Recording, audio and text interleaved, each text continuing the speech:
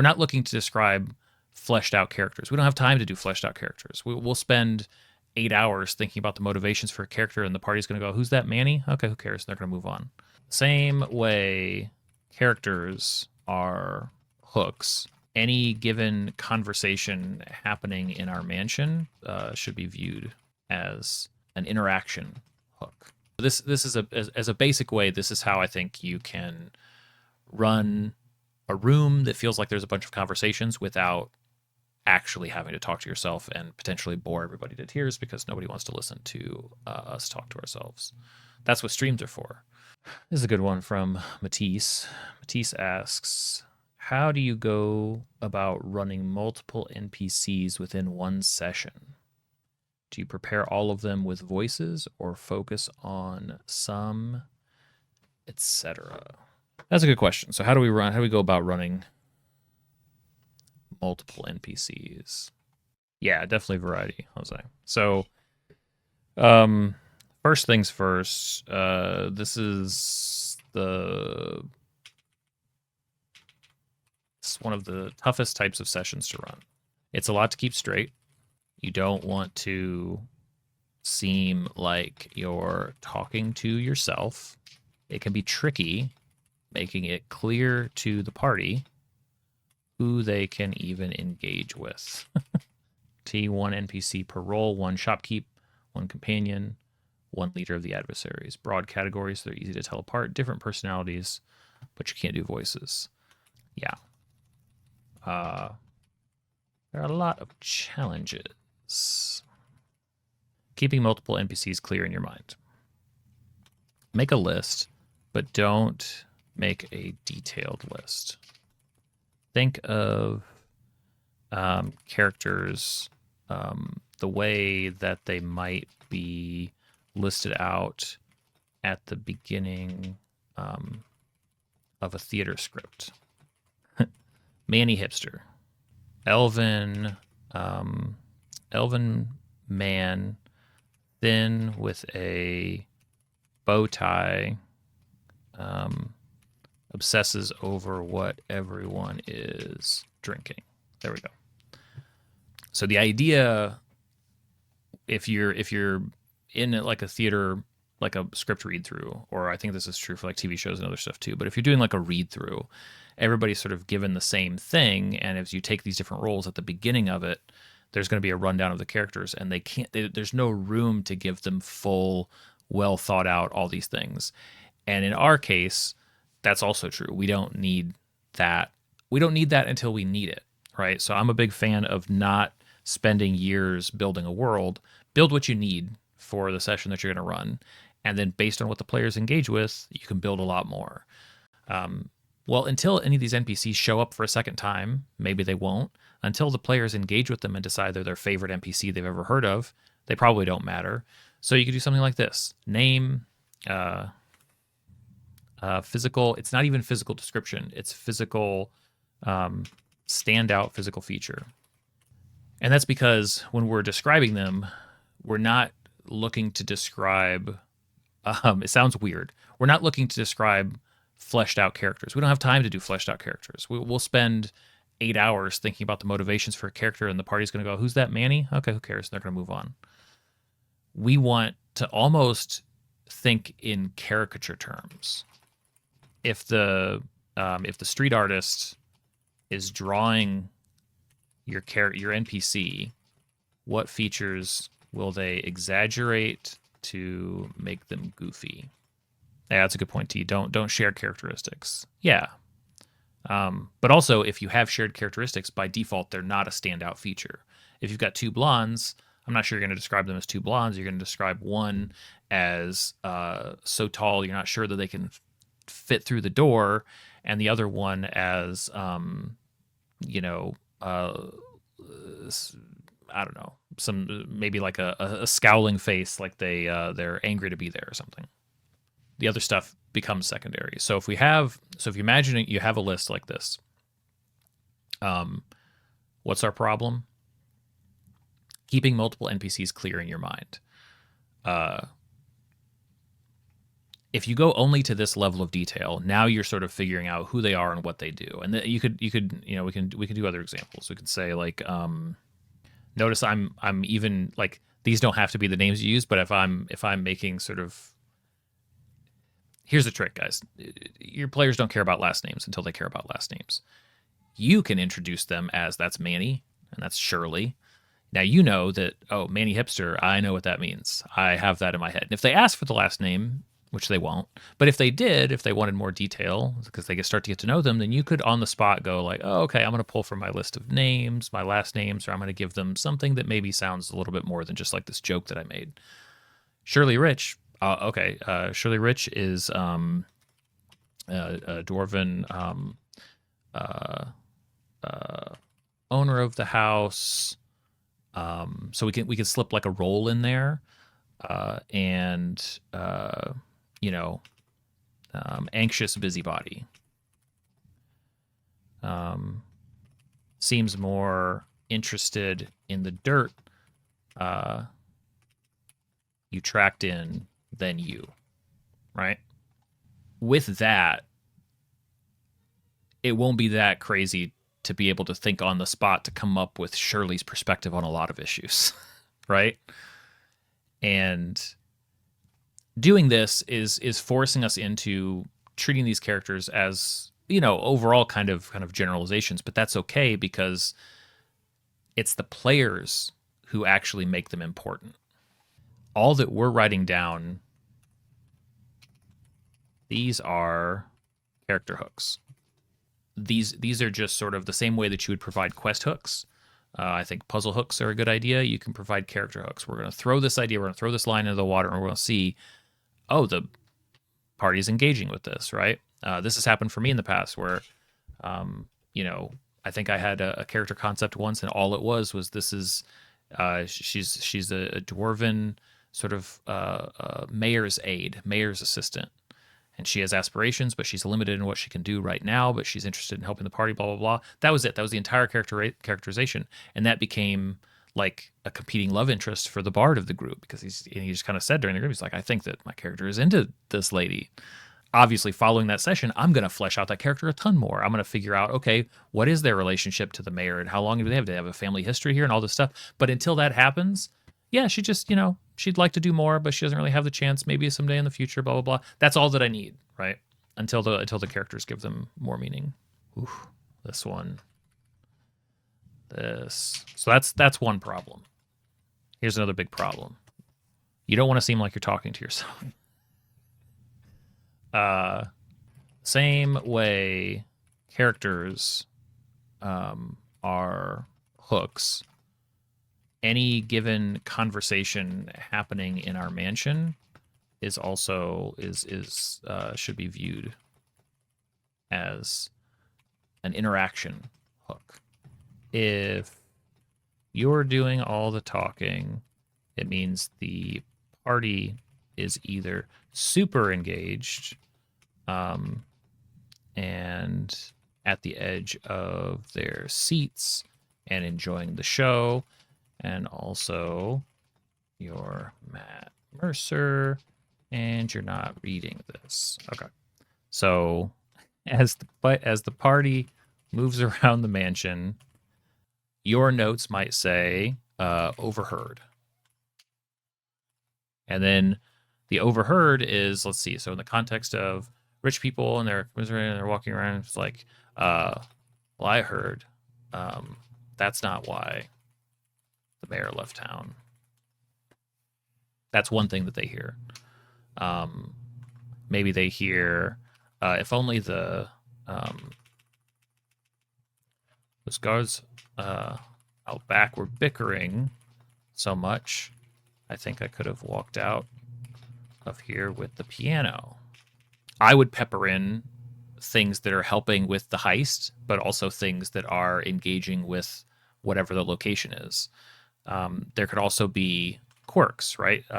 About the people here. There could be, direct mentions of character names, especially important ones. If the party chooses to eavesdrop, Now you can give a now you can describe the 2 or 3 NPCs who are talking to each other. Don't role play the conversation. Treat it like you're describing what happened in a scene after hitting pause for someone coming back from the bathroom. Then, if the player seems interested, pick one of the NPCs to notice them and involve them in the conversation. It's up to the player. They can engage, and now you're not talking to yourself, or they can wave off the interaction, in which case you move on to other conversation hooks in the house. It would be fun to lock more information on the overheard tidbits behind an eavesdropping perception stealth roll. Absolutely, right? Well, or especially in terms of, like I could imagine, let's call it like an overheard skill check. This is only if you want to get fancy, but let's just, bouncing off of what you're saying, T. Maybe certain conversations are like Easter eggs. Probably not every single one. Let's take the overheard bit. That's not why the mayor left town. When the player engages, if they want to listen to more, you can do a stealth. I would say like stealth or perception.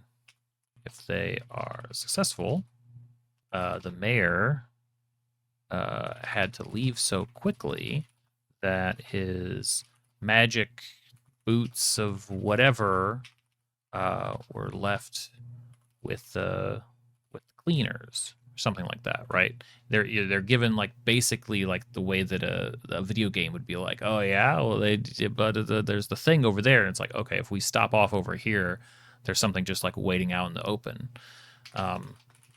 If they fail, the group talking notices notices them, and they hush up, right? To me, this is the opportunity to be kind of extra, right? These are the places where you can build in. If it's a really spicy thing that somebody's like, oh, I want to listen to that, you can almost build in. I would maybe create a couple of these for a big scene that are almost like rich quest hooks. That it's like, because imagine if it turned into something and the players are like, this is all just because I like overheard and then like eavesdropped on a conversation. That's how we learned about like they were hiding like a dragon egg in the dungeon.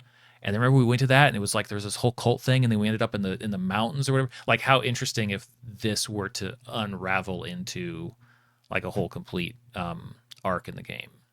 And I don't want to think about this more. I think there should be something probably fun if they fail, because failing and then like not like there's something more there. But this is as a basic way, this is how I think you can run a room that feels like there's a bunch of conversations without actually having to talk to yourself and potentially bore everybody to tears because nobody wants to listen to us talk to ourselves.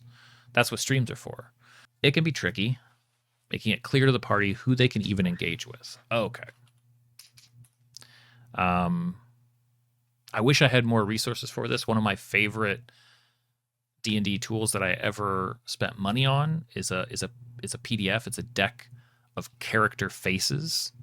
I've even thought about like reaching out to the person, the artist who made them, and see if I can help them like make them available again, to help them sell them again, because they're so incredibly effective. Any sort of visual can help with this. You don't even like, it could be helpful even during the character creation process. Then only use them when the party engages with the character. So you don't need to, unless it makes sense in the game that you're running. But most of the time, if these are sort of NPCs in a crowd, you don't have to lay them out ahead of time. But if the party starts engaging with Manny, like from our example before, and you came up with that as inspired by some piece of art that you took from some, like I've got this like superhero builder like card game thing that has all these different character faces. Colonel Mustard, Professor Plum, exactly. Use that as inspiration and then show that to the players to engage with. So you could do it either way. You could either save it till after they engage if you feel confident describing the room and seeing who they engage with like that, or if it's dedicated, like if you're talking about guess who people. That's a great guess who cards.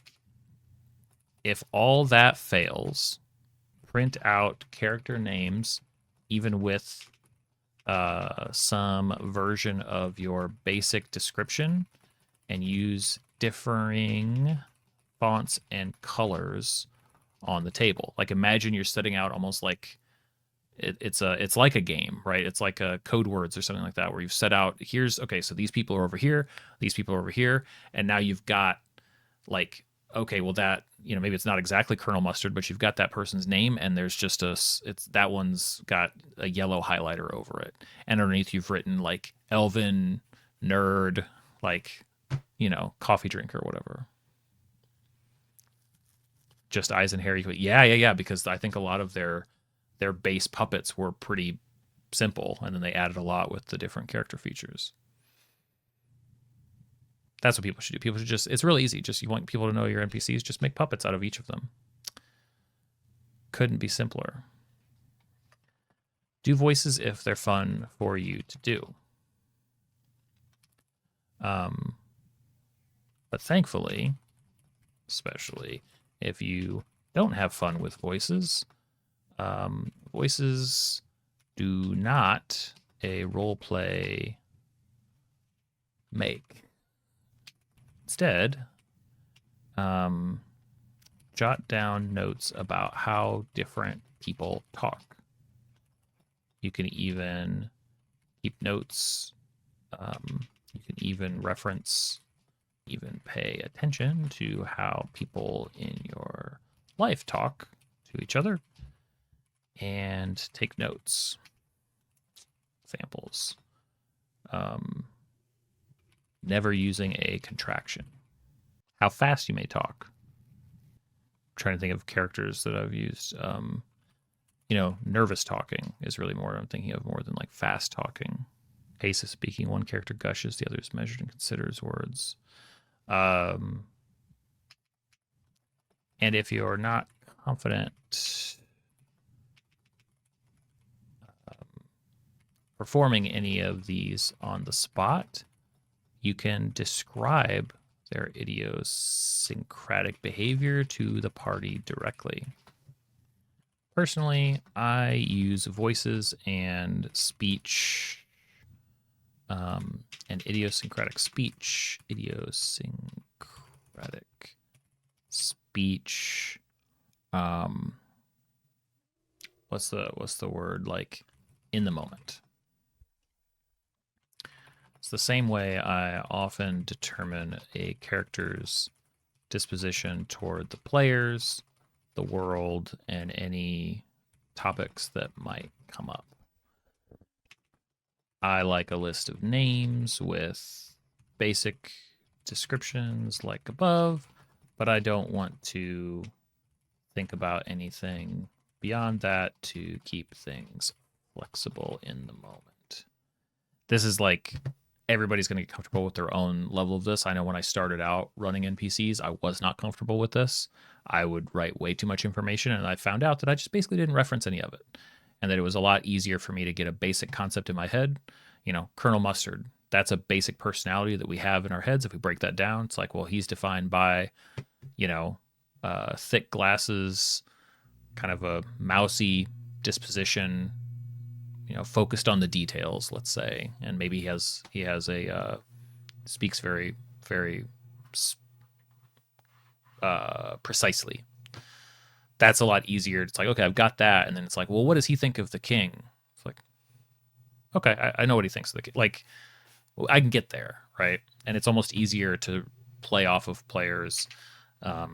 Everyone will have their own split of prep to improv. That's a good note, T. Nowadays, your lesson planning notes are much more bare bones than a year ago, but you use them much better, deeper. D&D and teaching are the same. I think it's interesting to see.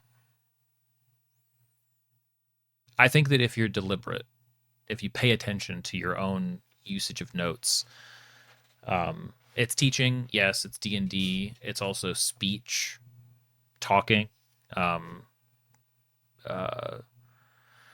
In a way, being a dungeon master is persuasive speech. It's trying to convince everybody that what's going on is both real feeling, excuse me, and that it matters. It's and if you believe it, and you can convey that with the way that you describe the world, then everybody else is going to have an easier time too. Because really, we're just all kids on the playground with sticks and stones. We just, we think being grown up means something more. So anyway, great question from Matisse on the Discord. He said, "How do you go around running multiple NPCs within one session? Do you prepare all of them with voices or focus on some, etc.?" Well, there we go. Can't say we didn't answer that question.